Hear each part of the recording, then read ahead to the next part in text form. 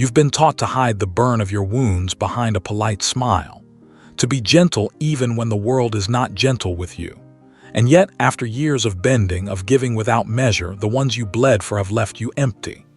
There is a silent cruelty in this, the expectation that you will stay kind, stay small, stay grateful for the scraps of love you are given. But here is the truth no one dared to speak. Your pain was never weakness. It was a seed. The woman who has known despair in its deepest shade becomes dangerous the moment she realizes she survived. This is the turning point. Before, she swallowed her rage, thinking it made her noble. Now she understands rage is not the enemy. It is the fire that cauterizes old wounds. She begins to speak in a voice that does not tremble. She no longer asks permission to exist. And when she walks into a room, people sense it. Not because she is loud, but because she has nothing left to fear losing. In the language of Jung, she has met her shadow. The part she once rejected, her hunger, her boundaries, her wrath, has been pulled from exile. This reunion changes everything. A woman without access to her shadow is like a queen stripped of her crown, forced to bow to lesser kings. But the moment she claims what is hers, her posture changes. She does not demand respect. She radiates it. Others feel it before they understand it. Pain is a strange sculptor. It carves away illusions, strips false loyalties, burns the rot from the roots. At first, the woman believes she is being destroyed. But in truth, the shape of her real self is emerging beneath the rubble. She begins to see how much of her suffering was not random. It was the slow, grinding weight of playing a role that betrayed her nature. The role of the always forgiving, ever-smiling caretaker. The role of the woman who disappears so others can stand taller. You might recognize the signs, the chronic exhaustion that no rest seems to cure, the quiet resentment that simmers under every yes. The ache in the chest when someone thanks you for being so patient, as though your patience was not a cage. The truth is brutal. They never loved your kindness. They loved your compliance. And you kept giving it, thinking it made you good. But goodness that destroys you is not goodness. It is obedience wearing a saint's mask. When the mask falls, the first thing she feels is grief. Grief for the years she will never get back.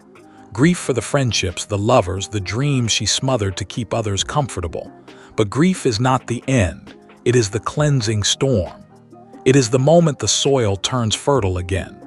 This is where the mythic woman is born, not from ease but from the ruins. She is the phoenix in her own story, but not the soft, romantic version told in children's books. This phoenix rises with ash in her hair, and the memory of every flame that tried to consume her. And here comes the quiet danger. She stops needing approval. A woman who has learned she can live without it is beyond control. She no longer trims her edges to fit someone else's comfort. She does not explain her no. She does not over-apologize for existing. People may call her cold, but they mistake clarity for cruelty. What they feel is the loss of their hold on her. She knows now that love without respect is just dependency dressed up as devotion. She will not feed it again. She is not here to be chosen by those who overlook her worth. She is here to choose herself, and that choice ripples through every part of her life. She walks differently. She speaks differently. She even breathes differently, no longer shallow with anxiety, but steady with the weight of her own presence. It is not that she has become hard. It is that she has become whole. She has gathered every exiled part of herself and set them at the table. Her softness is still there, but it is hers to give, not theirs to take. Her generosity remains, but it is measured, directed toward those who honor it. This is what the union of light and shadow creates, not a saint, not a martyr, but a sovereign.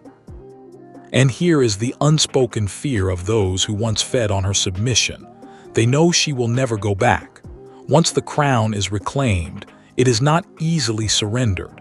She understands now that boundaries are not walls to keep love out. They are gates to let the right love in. The kind that does not punish her for being powerful. The kind that does not shrink in the presence of her truth. But the question is, when the moment of awakening comes, will she take it? Will she let the pain forge her into something unrecognizable to her former self, or will she turn away, choosing the safety of the familiar? Because the truth is, transformation asks for a price. It asks her to shed every identity that kept her chained. And once shed, they cannot be worn again. If you were standing where she stands now, staring at the threshold between the woman you have been and the woman you could become, which would you choose? The threshold is never gentle. It does not open with welcome arms. It is a gate of fire demanding that everything false be burned before you pass. Many turn back here. The heat feels unbearable, the unknown too vast. But the woman who steps forward understands a simple truth. Pain is temporary, but self-betrayal can last a lifetime. She chooses the burn. This choice is not dramatic in the way stories are often told. It is quiet. It happens in 1,000 small refusals. She stops answering messages from those who only call when they need something. She declines the dinner invitations that feel more like obligations than joy. She does not explain why. She is not cruel, only done. And with every refusal, the weight lifts and the air around her becomes clearer. Jung spoke of individuation, the process of becoming whole by integrating all parts of the self, even the ones we are taught to hide. For a woman, this often means meeting the parts that patriarchy has exiled. Ambition, anger, erotic autonomy, the refusal to nurture at her own expense. These are not flaws, they are vital organs of the soul. And when she takes them back, her energy changes. She no longer vibrates at the frequency of desperation. She moves with the gravity of someone who knows where she stands. Her transformation unsettles people. The ones who thrived on her silence now call her selfish. The ones who benefited from her endless forgiveness call her cold. But the deeper she walks into her sovereignty, the less their words touch her. She learns that most accusations are confessions. People name you according to what they fear losing from you. She begins to see relationships differently. The subtle manipulations that once slid past her now glow under a harsh light. She notices when someone's kindness is a transaction, when their affection is conditional, and instead of bending to earn it, she walks away. This is not the flight of a coward. It is the march of a warrior who understands that staying in the wrong place is a form of self-harm. In myth, the heroine often descends into the underworld. She faces darkness, retrieves what was stolen, and returns transformed. This is not just a story, it is a map. The underworld is her own unconscious, the place where she buried her needs, her boundaries, her fire. She enters not to destroy herself, but to retrieve herself. And when she emerges, the surface world no longer holds the same power over her. Pain has a strange way of sharpening perception. Where she once made excuses for others, she now sees patterns. She understands that love is not proven by how much suffering you endure for it. Love that demands your diminishment is not love, it is consumption, and she refuses to be consumed again. The first time she enforces a real boundary, her body trembles. The urge to apologize rises like an old reflex, but she breathes through it. She lets the silence stand, and something extraordinary happens. The world does not collapse. The sky does not fall. The people who matter stay. The ones who leave confirm what she suspected. They were there for the version of her who didn't know her worth. With every act of self-respect, her life rearranges. Opportunities appear that were invisible when she was trapped in self-doubt. The wrong doors close, not as punishment, but as protection. She begins to understand that loss is often a form of mercy. Yet there is still a deeper layer to this power. It is not just about saying no to what harms her. It is about saying yes to what feeds her. She remembers what brings her joy without guilt. She lets herself rest without apology. She reclaims her body not as an ornament to please others, but as sacred ground she alone governs. And in this reclamation, her presence changes. People notice, though they can't always name it. It is not beauty in the conventional sense. It is radiance born of alignment. And still, the work is not over, because there is one final temptation that every woman who rises must face, the temptation to armor herself so heavily that nothing can touch her again. It feels safe, but it is a different kind of prison. The real mastery is to remain open while unbreakable, to let love in without surrendering self. This balance is the crown jewel of her transformation. But the question remains, when you stand in your full power, will you allow yourself to stay open to life, or will you hide behind the walls you built to survive? There is a danger in survival mode. It teaches you to see threat everywhere. Even after the storm has passed, your body still flinches at shadows. You scan faces for betrayal, measure every gesture for hidden costs. Survival teaches vigilance, but it also teaches fear, and fear can chain you just as tightly as dependency once did.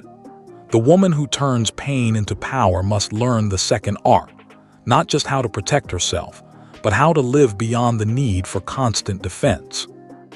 It begins with trust, but not the naive trust of her past. This I's trust rooted in discernment. She does not fling open her gates for every passerby. She watches how people act when they cannot gain from her. She notices how they hold her name when she is not in the room. She trusts action over promises, consistency over charm. This kind of trust builds slowly, but it does not crumble easily. She also learns to trust herself again. For years, she doubted her instincts, gaslit herself into silence. Every time she felt something was wrong, she swallowed it to keep the peace. Now, when her body tightens or her chest feels heavy in someone's presence, she listens. She does not wait for evidence to justify the feeling. Her intuition is evidence enough. And as she honors it, the distance between her choices and her truth grows smaller. The woman reborn from pain carries a strange beauty, not the delicate kind, but the kind that feels inevitable, like the ocean reclaiming the shore.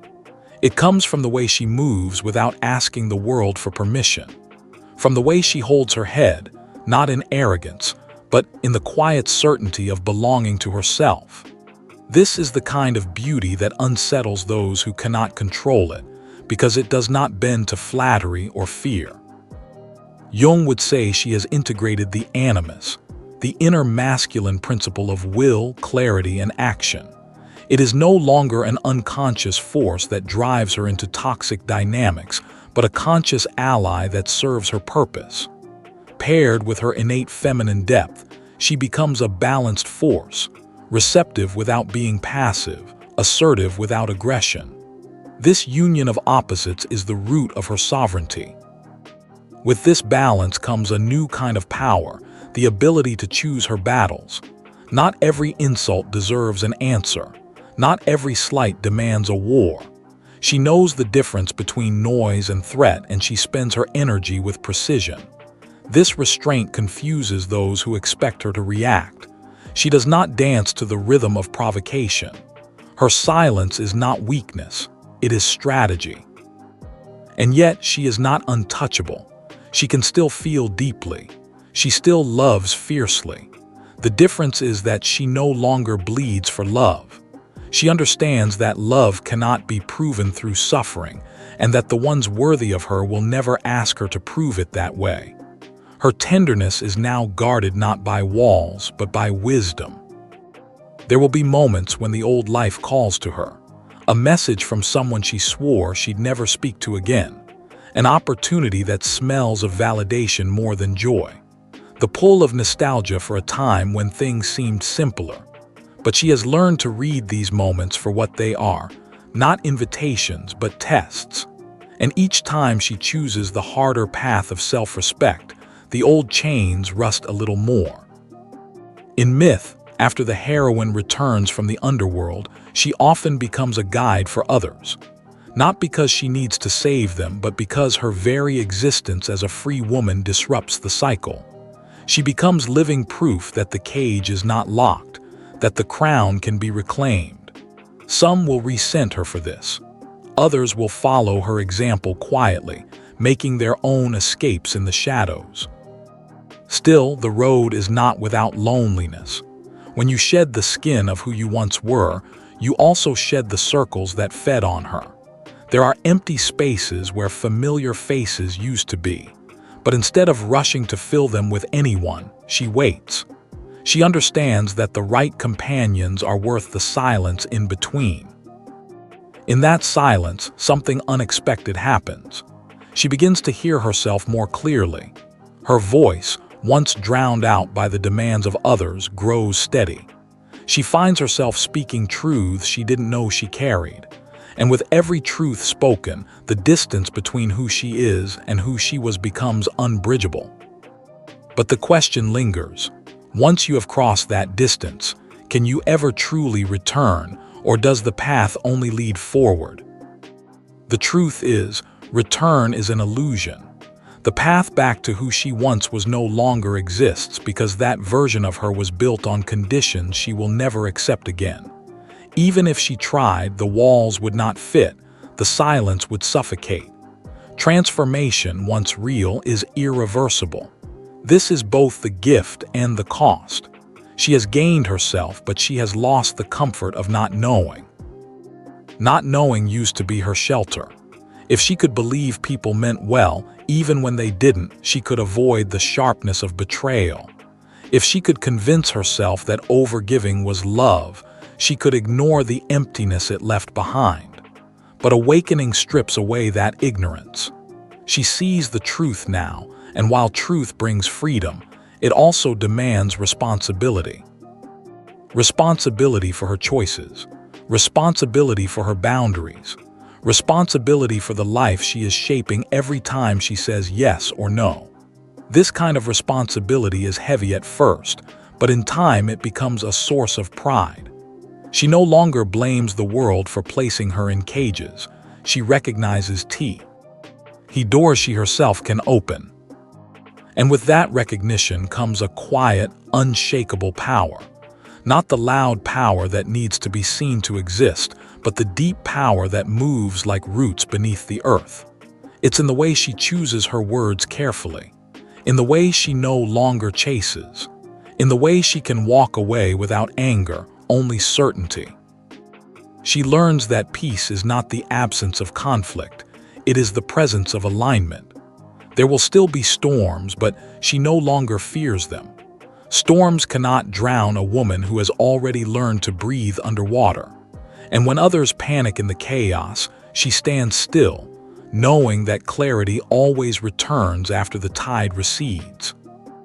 This steadiness is not a mask. She still feels, she still cries, she still knows grief, but she no longer collapses under it. Emotions move through her without owning her. Pain visits, but it is not allowed to build a home inside her. Joy visits too, and now she lets it linger without suspicion, no longer waiting for it to be taken away.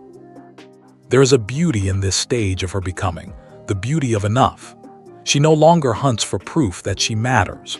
She no longer builds her worth on the shifting sands of someone else's attention. She understands that her value is constant, unshaken by who comes or goes. And in that knowing, her relationships change shape. She attracts those who see her clearly, and the ones who only wanted the obedient version of her quietly fade away. In myth, a queen who has reclaimed her throne does not run through the streets shouting her victory. She sits in her hall, ruling with a gaze that misses nothing. This is how she moves through life now, not in constant declaration but in presence. The weight of her choices speaks for her. The life she refuses to settle for speaks for her. Yet sovereignty has a paradox. It is not a static state to be reached once and held forever. It is a practice, a daily tending of the self. The crown is not nailed to her head. It must be chosen each morning in the way she moves, speaks, and decides. And some days, the temptation to set it down will whisper to her. The temptation to return to ease, to let someone else decide, to shrink just enough to avoid the glare of disapproval. But she remembers the cost of shrinking. She remembers the hunger in her bones when she abandoned herself for acceptance, and no approval tastes sweet enough to make her forget. Still, one question remains, pressing at the edges of her new life. If the crown is now hers, what will she build with it? A crown is not an ornament, it is a responsibility. To wear it is to decide the direction of one's life with intention, not drift. Many believe sovereignty is only about defense, about keeping others from taking what is yours. But true sovereignty is also about creation. It is about shaping a life that reflects your truth so fully that it becomes impossible to mistake who you are. For the woman who has turned pain into power, this creation begins with her inner architecture. She rebuilds from the foundation up, choosing values over habits, purpose over distraction. She no longer asks, "What do they want from me?" but "What do I want to give the world?" This single shift changes the way she spends her time, her energy, her words. She notices how her past choices were often reactions, trying to avoid loss, trying to earn love, trying to prove worth. Now her choices are rooted in vision. If she commits, it is because it aligns with the life she is building, not because she fears the consequence of saying no. This shift from reaction to creation is the point where power ceases to be defensive and becomes expansive. Her relationships evolve accordingly.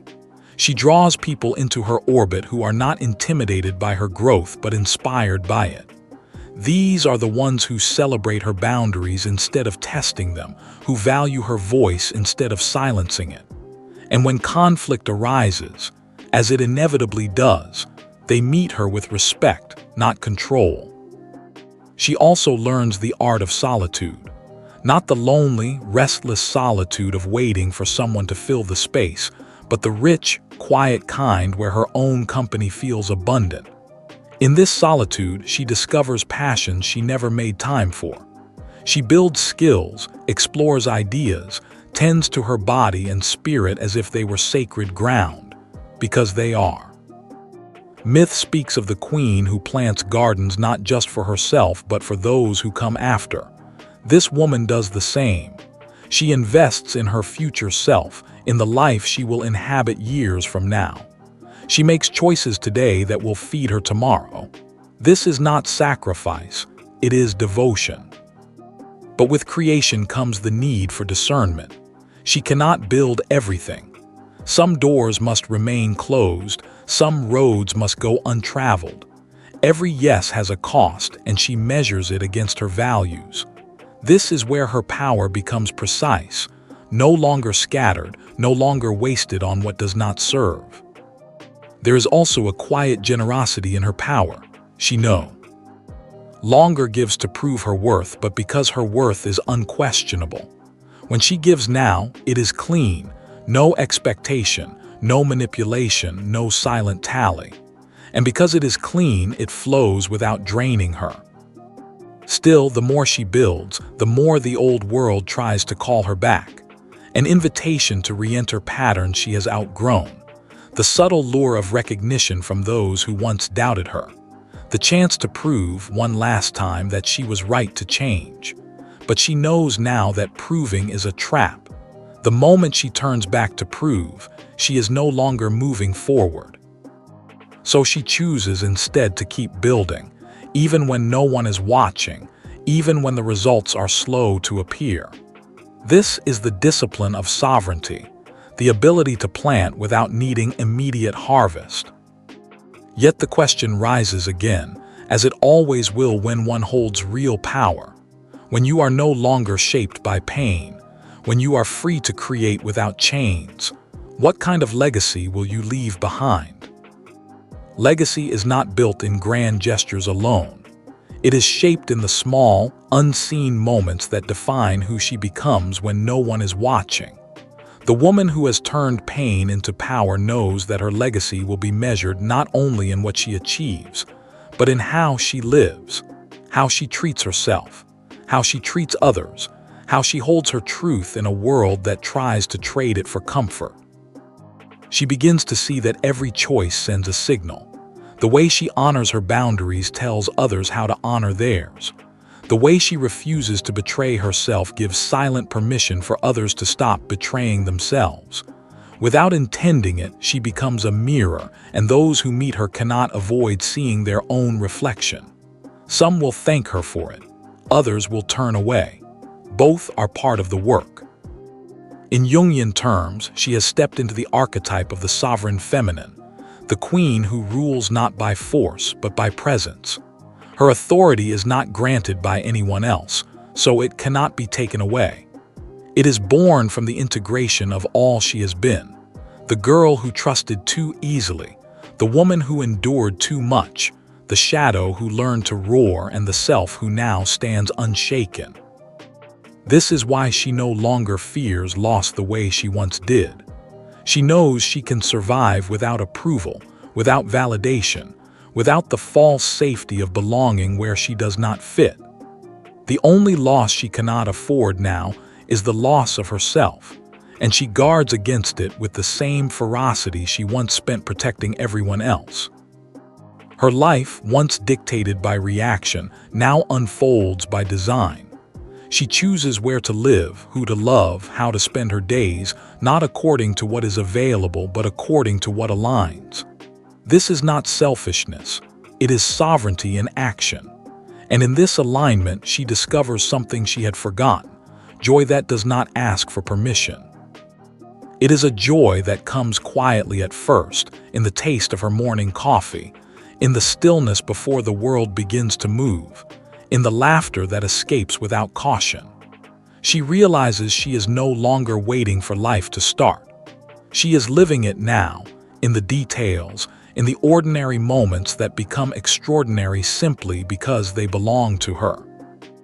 Yet she understands that the work never ends. There will always be forces, internal and external, that try to pull her back into the old shapes. Doubt will return dressed in new clothes. Fear will whisper again, asking if she is sure. But now she meets these voices with steady eyes. She knows their language. She knows they are not prophecies, only echoes. And when the day comes that another woman, still trapped in her own cage, looks at her and asks how she broke free, she will not offer an easy answer. She will tell her the truth, that it is hard, that it is costly, that it will demand more than she thinks she has. And then she will add the only thing that matters, that it is worth it. Because in the end, the legacy is not in the crown, not in the throne, not in the story others tell about her. It is in the women who see her and remember that they, too, were never meant to kneel. But then comes the question that turns even the strongest heart.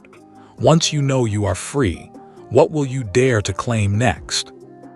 Freedom without claim is only half-lived. A bird released from its cage but too afraid to leave the branch is free in body, but still bound in spirit. The woman who has turned pain into power understands that survival was the first chapter, sovereignty the second, but the third is creation without fear. This is the moment she begins to move toward what she desires, not just away from what once hurt her. Desire for her is no longer a dangerous word. It is not greed nor selfishness. It is the compass of the soul. For too long, she was told to suppress it, to want less, to settle for what she was given. Now, she listens to it as one listens to a sacred voice. Her desires may not be grand in the eyes of the world. Some are quiet, more time in nature, the deepening. Ng of a craft, the presence of love that feels like ease instead of labor. Others are bold, work that leaves a mark, journeys to places she once thought unreachable, the kind of influence that shapes lives. But whatever they are, she allows herself to want them fully, without apology. She notices how different the path feels when she moves towards something instead of running from something. Her steps are no longer frantic, they are deliberate. Her energy is no longer scattered across battles she never needed to fight. It is gathered, focused, aimed at building what she envisions. And because she is no longer trying to prove herself, the work becomes lighter, even when it is hard. Here, she learns the subtle truth that power is not the ability to control others, but the ability to direct oneself. She chooses her habits with care, knowing they shape her days. She chooses her companions with discernment, knowing they shape her spirit. She chooses her words with intention, knowing they shape her world. This is the quiet discipline that turns a vision into reality. And with each step, she feels the past receding, not erased but transformed. Pain becomes the forge that tempered her strength. Loss becomes the clearing where she built something new. Every wound becomes a scar that speaks not of weakness but of endurance. She does not hide them. She wears them like a map, each mark a place she has traveled and returned from stronger. The woman who once doubted her right to exist now takes up space without hesitation. She does not shrink to make others comfortable, and she does not swell with performance to prove her worth. She simply stands in her own shape, filling it completely. This quiet confidence is magnetic. It draws the right people and repels the wrong ones without her lifting a finger. There will be those who misunderstand it, who mistake her certainty for arrogance. But she has learned not to explain herself to those committed to misunderstanding. She no longer spends her life convincing people of her value. She lives it, and those who can see will see. In myth, this is the stage where the heroine is no longer defined by the battle she fought. She is defined by the world she builds in the aftermath. And though the battle gave her strength, it is the building that gives her peace. Still, there is one last question that hangs in the air, heavier than all the others. When you have built a life that is truly yours, will you allow yourself to rest in it? Or will you keep moving as though the war never ended? Rest is its own act of rebellion. For a woman forged in the fire of survival, rest can feel unnatural, even dangerous. The body is accustomed to the hum of constant vigilance, the mind to scanning for the next threat. Stillness feels foreign, as if letting her guard down might invite loss again. Yet this is where the final transformation waits, not in the act of fighting, but in the willingness to set the sword down. She learns that rest is not surrender. It is preparation. Just as land must lie fallow to grow fertile again, so must she allow herself seasons of stillness. In these moments, her power deepens. She hears thoughts that were drowned out by noise. She feels emotions that were numbed by the pace of survival. And she begins to trust that the world will not collapse if she stops moving for a moment. This trust extends into her relationships. She no longer feels the need to prove her worth through endless effort.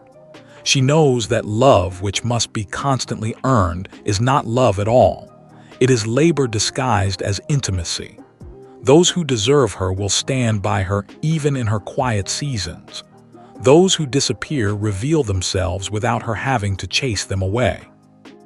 In Jungian terms, she has completed the return from the shadow. She has integrated the parts once hidden, balanced her inner forces, and stepped fully into the wholeness of the self. This wholeness is not perfection. It is not the absence of flaws or the guarantee of happiness. It is the ability to live without abandoning any part of herself. Now, the boundaries she once had to enforce like armor have become natural extensions of her being. She no longer debates whether she has the right to say no. The question never arises.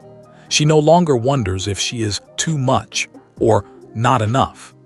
She understands that such measures are meaningless to someone who refuses to be weighed on another's scale.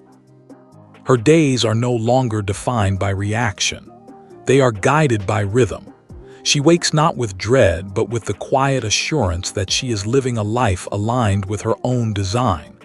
She understands the seasons of her energy, when to act, when to retreat, when to plant, when to harvest. This is the wisdom of someone who no longer fears the cycles of change. And because she is no longer ruled by fear, she can finally allow joy to exist without bracing for its loss. She laughs without looking over her shoulder. She loves without calculating the cost. She experiences moments of beauty without trying to capture or control them. In these moments, she understands that freedom is not just the absence of chains. It is the ability to stand in the sunlight without wondering when it will fade. There will always be challenges ahead. Pain will visit again, as it does in every life. But she no longer fears that it will undo her. She has walked through fire and found herself on the other side, not ashes but ember, capable of burning again if needed, but content to glow quietly until the time calls.